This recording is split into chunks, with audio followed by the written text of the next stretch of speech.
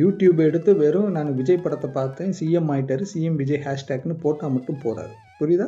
என்ன படிக்குது இன்றைக்கி? நான் உலகம் எங்கே போய்கிட்டு இருக்கு? ஏஜென்டிக் நான் என்ன, ஏஜென்ட் ஜென்ஏ நான் என்ன, இன்றைக்கி புதுசாக வந்திருக்க டெக்னாலஜிஸ் என்ன, புதுசாக வந்திருக்க உலக சூழ்நிலை எப்படி இருக்குது அப்படின்றத நீ கற்றுக்கிட்டே இருந்தால் தான் நீ வாழ்க்கையில் முன்னேற முடியும். கடைசி வரைக்கும் இல்லை ஹேஷ்டேக்னு போட்டுக்கிட்டு மட்டும்தான் இருப்பேன்.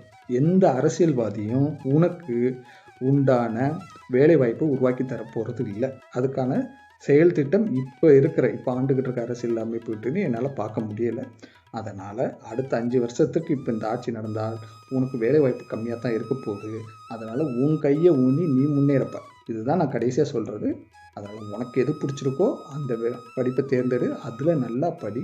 பெற்றவர்களுக்கு ப்ரெஷரை போடாதீங்க. நான் படித்தா இந்த காலேஜில் தான் படிப்பேன், அங்கே தான் படித்தோடனே வேலை. பெற்றவர்களும் மாணவர்களுக்கு இதே ப்ரெஷரை போட அழுத்தத்தை கொடுக்காதீங்க. நீ இந்த காலேஜில் படித்தா தான் உடனடியாக வேலை.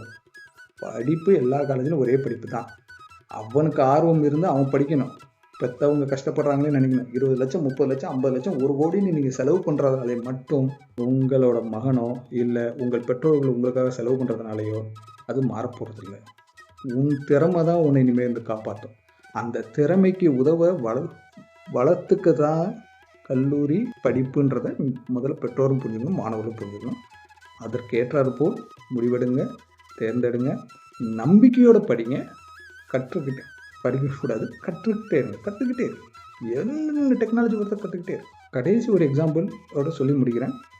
இதை நான் தப்பு வருமானு நினைக்காதீங்க, சொல்கிறேன். 20 வருஷமாக ஐடி ஃபீல்டில் இருக்கிறேன். இது வரைக்கும் படிச்சுக்கிட்டே தான் இருக்கேன். ஒவ்வொரு துறையிலையும் ஒவ்வொன்று வரும்போது அவ்வளோ டெக்னாலஜிஸை நான் படிச்சுக்கிட்டு இருக்கோம். நான் ஆரம்பிக்கிற காலத்தில் ஏஐ, எம்எல், டேட்டா இன்ஜினியரிங் கிடையாது. ஆனால் இன்றைக்கி நான் ஒரு ஏஐ ஆர்கிடெக்டாக இருக்கேன்னா நான் என்ன தகவமைச்சிக்கிட்டே இருக்கேன். அதே மாதிரி நீங்களும் உங்களை தகவமைச்சிக்கிட்டே இருங்க. உங்கள் பெற்றோருக்கும் நல்லது, உங்களுக்கும் நல்லது.